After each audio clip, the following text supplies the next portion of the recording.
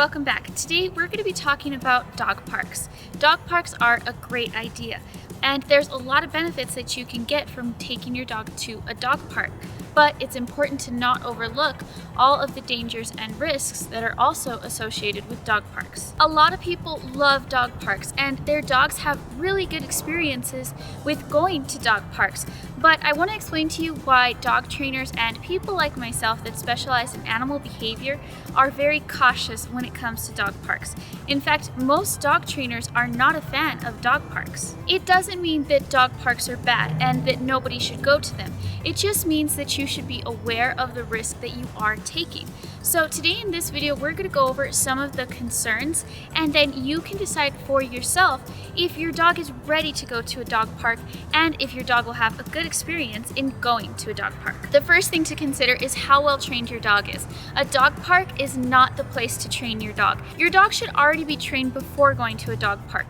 And a dog park is where your dog should go once it already knows how to interact and greet other dogs. It shouldn't be learning how to do those things at a dog park. Essentially, your dog must be mature enough in order to go to a dog park. A dog that is not ready for the dog park is a danger not only to himself, but to other dogs and people around him. Taking multiple dogs to a dog park is risky. It's going to be a lot more stressful to take 3 dogs to a dog park than to take just 1 dog. It is very possible to take more than 1 dog, but you need to be ready for that. If you're not prepared and you're really stressed out taking all of your dogs to the dog park, your stress is going to affect your dog's behavior. As I was saying earlier, your dog needs to already be trained.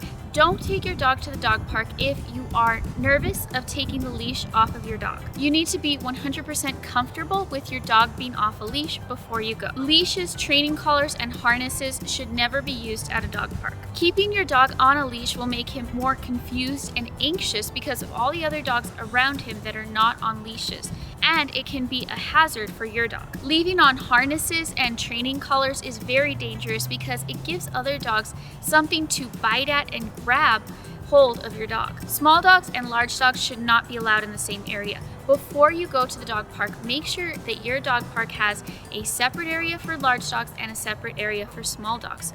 Small dogs can be seen as prey for large dogs, and this will just create conflict. So now we're going to get more into why dog trainers choose to avoid dog parks. If you understand canine behavior and body language, when you go to a dog park, you're going to see tons of things going wrong. And unfortunately, many people are not considerate of other people's pets, and they take dogs that should not be there. Dogs that are not properly socialized and dogs that bully other dogs. Your dog may be perfectly trained, but he will not have a good experience if you take him and there are other dogs that are aggressive and dominant. And aggressive dogs are not the only problem. A lot of times there will be dogs there that are very timid and they don't want to be around other dogs. But regardless of this, people will still take those dogs with them to the dog park. And you'll sometimes see dogs like this trying to avoid other dogs, getting away from them and tucking their tail in between their legs, trying to avoid contact. And social dogs will just want to greet them and interact with them and not mean any harm, but the timid dog can become so stressed that they will try to bite.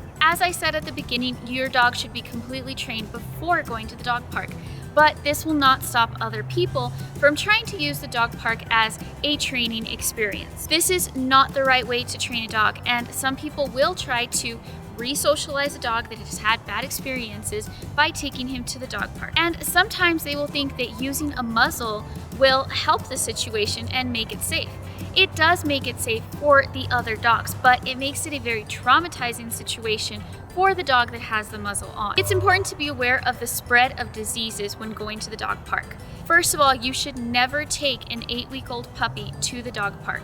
In doing so, you're putting that puppy in life-threatening danger. But even for fully vaccinated dogs, there can be potential health hazards. Kennel cough and canine influenza is something that is very easily spread at dog parks. Like the flu vaccine, the kennel cough vaccine does not cover every strand of kennel cough. It does cover the more common ones, and it is also not a guarantee that the dog won't get it, but it does seem to relieve a lot of the symptoms. And it is unknown if the current canine influenza vaccine does cover the new strands that are being brought into the United States. And everyone knows that they should be picking up their dog's poop, but not everybody does it. Internal parasites are transmitted through poop. Even if your dog is not eating dog poop like other dogs, which does happen, they still might step in the poop and then later lick their feet, and that is how it is transferred. This is how dogs pick up roundworm and hookworm. Other parasites can also be spread at the dog park, such as fleas, ticks, and ringworm. Make sure you are using preventative medications before going to the dog park. These are all reasons why some people choose to avoid dog parks. Even for a very well-trained dog,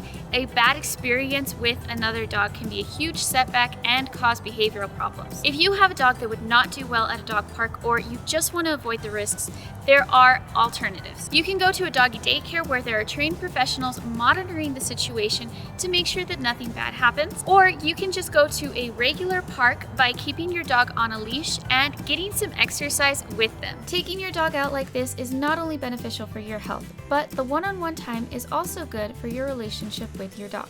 I believe this holds more value and benefits for your dog than going to dog parks. Just remember, always keep your dog on a leash while out walking. A good leash that I recommend is the double-handled dog leash. It is 6 feet long and conveniently has 2 handles on the leash for training purposes, and for holding your dog closer to you, for example, when someone is walking past you. Remember, it's not polite to let your dog sniff a stranger unless they want to greet your dog. This leash is lightweight, yet extremely sturdy for any size breed. You can purchase it in red or black on Amazon from Chili Pet. Link will be in the description of this video. If you enjoyed today's video, be sure to give it a thumbs up, and don't forget to check out Chili Pet on Amazon. They have some great pet products, and you can get those leashes there as well as different types of leashes too. And if you're new here, please subscribe for more animal videos.